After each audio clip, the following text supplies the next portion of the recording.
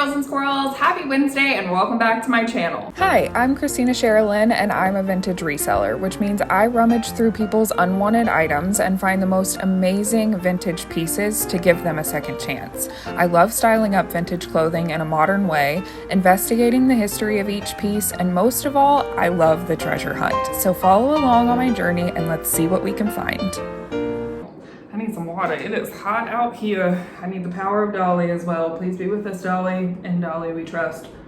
So as you saw by the title, this video is going to be all about decades that mimicked different decades. And what I mean by that, 90s does 70s. Looking at this top, I would think it's from the 70s just based on the style. But when I look a little closer, I see that the tag is a little bit newer. It's definitely not 70s. And then one of you guys told me that this brand, which is Prophecy, was actually made for business wear in the 80s and 90s. So now I know that this blouse is in fact 90s does 70s. So we've all heard the saying, history repeats itself, but that's also true in the fashion world. Fashion is constantly cycling throughout the decades. It's like we're currently seeing trends from the early 2000s, the 90s, the 80s, the 70s, and even some Victorian and Edwardian influences in today's fashion. You see that throughout different decades. This typically happens with the decade that is 15 to 20 years prior to the current one. The reason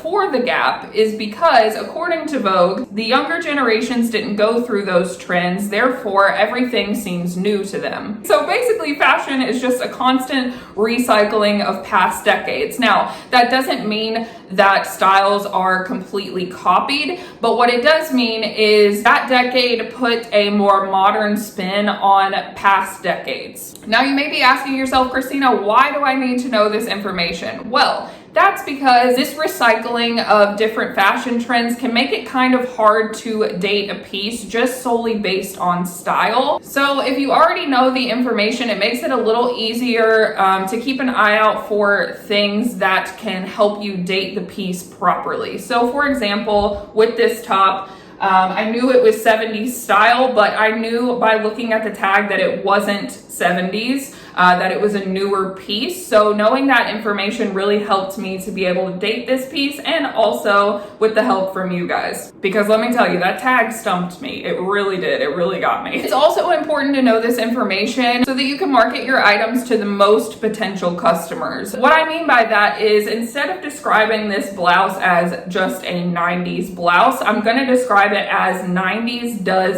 70s. This is a big phrase. One decade does another decade that vintage sellers tend to use on platforms like Etsy, eBay, and Poshmark. So it's important to include those keywords to get your items seen by the most potential customers possible, because somebody may be looking for that really cool 70s style, but they don't want to pay the price for an actual 70s piece. This being newer, a newer 90s piece, I'm gonna price it a little bit lower because it's not an actual 70s piece. Little disclaimer before I get into the decades, I will miss a few. A lot of decades have done other decades. I'm not saying that these are the only decades that certain decade did. Take a shot every time I say decade, I'm annoying myself. So for example, the 90s did a lot of different decades, but I'm just going to be focusing on the main ones and the ones that really took over that specific decade. So without further ado, I'm going to stop saying decade now and we're going to get into it. I almost said decade again. All right, so I'm going to start with the 90s and I'm going to work my way back to the 60s. Now, the reason I'm stopping at the 60s is because there's not a whole lot of information that I can find on the decades before the 60s. So if anybody has information on those decades, please feel free to share that knowledge with us down in the comments below. So starting with the 90s, the 70s made a huge comeback in the 90s. It mainly showed up in boots, like big chunky platform heel boots, patchwork, bell bottoms, prairie style, things like that. Another decade that made a comeback in the 90s was the 60s. Specifically, the very straight mod dresses and also the drop waist. Another huge trend in the 90s that the 90s kind of took from the 60s and made it their own was the circle belt.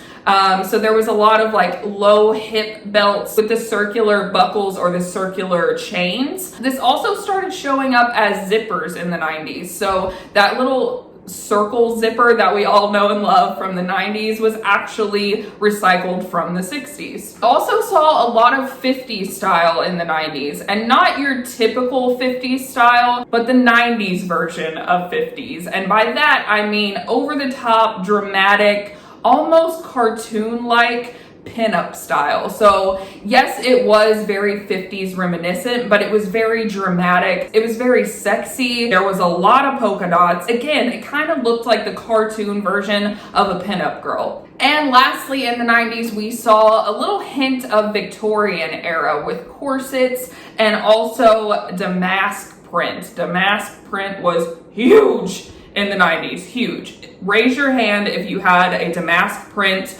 bedspread in the 90s. I'll wait. I'll put 2 hands up because I'm pretty sure I had multiples. It was a huge thing in the 90s. All right, so moving on to the 80s. In the 80s, we also saw a lot of 50s style, but instead of the more dramatic theatrical version of pinup that we saw in the 90s, instead, the 80s actually did the 50s in a more tame, very 50s way. They just added shoulder pads. I mean, let's be honest. Everything had shoulder pads in the 80s. So are we surprised? No. And that's a huge way that you can tell if a 50s piece is actually 80s, if it has these giant power shoulders, but it looks like that 50s collared shirt dress. It's most likely 80s does 50s. 80s also did the 20s. The 20s became huge in the 80s. And it's funny because I actually just showed one of my favorite dresses in my vintage collection is a 20s style sequin flapper dress that was actually made in the 80s. And in last week's haul video, you guys saw me haul another all over sequin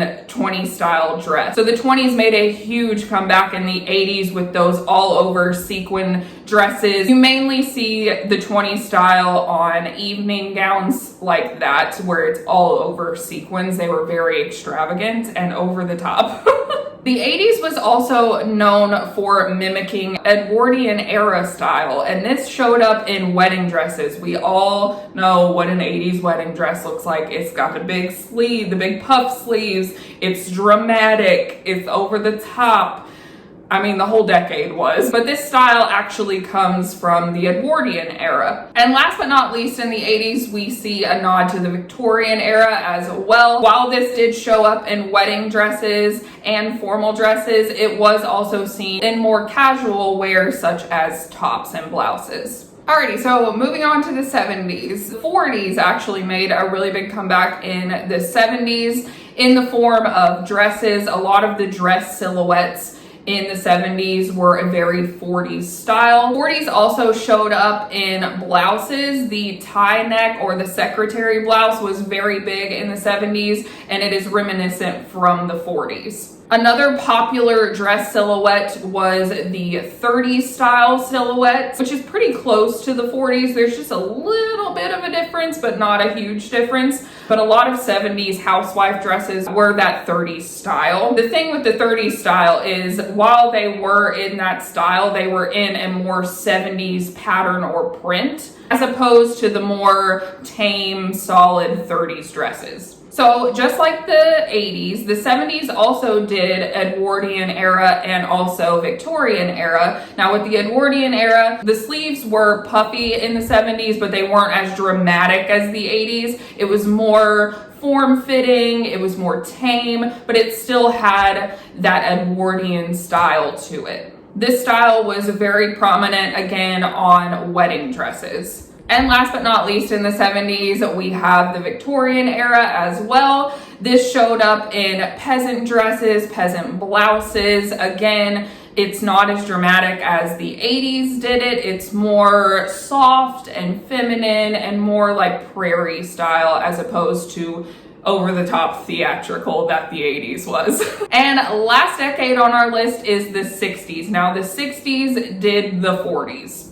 That's all I could really find the 60s doing. I'm sure the 60s had a lot of other influence as well, but the main one was the 40s. And this showed up in dresses as well as tops. And just like the 70s, how they did the prints, that's how you can tell the difference between an actual 40s dress or blouse and a 60s does 40s dress or blouse. It has a very psychedelic pattern. It has a vibrant, bright color, things of that nature. It's the same silhouette, but it's a different pattern, print, or color. Alrighty, so that does it for the decades. Now, I do want to mention briefly a couple ways that you can tell if an item is actually from that decade or if it's just a earlier piece that mimics a different decade. One way you can do this is just simply look at the tag. You can look at this tag and you can tell that it's newer just based on the font, the quality of the tag. Another tag that you can look for is a union tag. Now, you have to be careful with union tags. Don't just see a union tag